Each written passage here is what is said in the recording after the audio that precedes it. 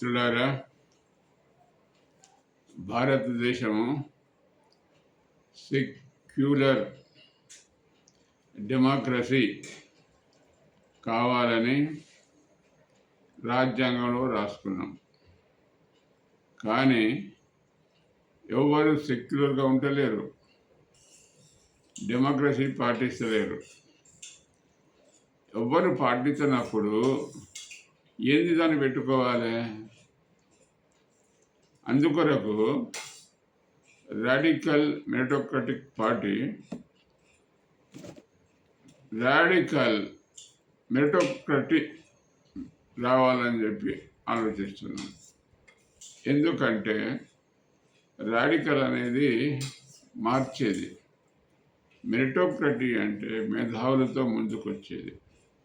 కాబట్టి ప్రజాస్వామ్యం అనేది ఎలా ఉంది అంటే కొంతమంది చేతి కర్రలా ఉన్నది, కొంతమందికి నెత్తి మీద రాయిలా ఉన్నది. అందుకొరకు మనకు కావాల్సింది మెరిటోక్రసీ రావాలి.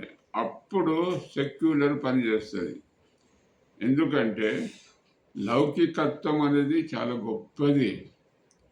అందులో కులాలు ఉండద్దు, మఠాలు ఉండద్దు, భేదాలు ఉండద్దు, విభేదాలు ఉండద్దు. అటువంటి రాజ్యాంగం ఉండాలని చెప్పి మనం అనుకున్నాం. కానీ ఇప్పుడు గమనించినట్టయితే ఈ రాజకీయాల లోపల అందరు కులాలను పాటిస్తున్నారు, మతాన్ని పాటిస్తున్నారు. ఇక లౌకికం ఏడున్నది, ప్రజాస్వామ్యం ఏడున్నది? అందుకొరకు దీన్ని మార్చాలంటే కేవలం రాడికల్ మెరిటోక్రటీ మాత్రమే పనిచేస్తుంది. అందువలన మనం గమనించవలసింది ఏంటంటే ఎంతకాలము మనము లౌకికం లౌకికం లౌకికం అనుకుంటూ అన్నీ పాటించుకుంటూ ఇది ప్రజాస్వామ్యం అని ఎంతకాలం ఒత్తుకుందో, అందుకొరకు ఇమీడియట్గా రాడికల్ మెరిటోక్రటిక్ పార్టీ అధికారంలో రావాలి, మార్పులను తీసుకురావాలి, పరివర్తన పరమాత్మని మనము సేవించాలి.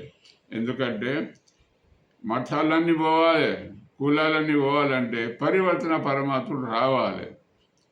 అట్లా వచ్చినట్టయితేనే దేశంలో మార్పు వస్తుంది, లేకుంటే రాదు అనే విషయం అందరు గమనించాలని చెప్పి మీకు విన్నతిస్తున్నాను.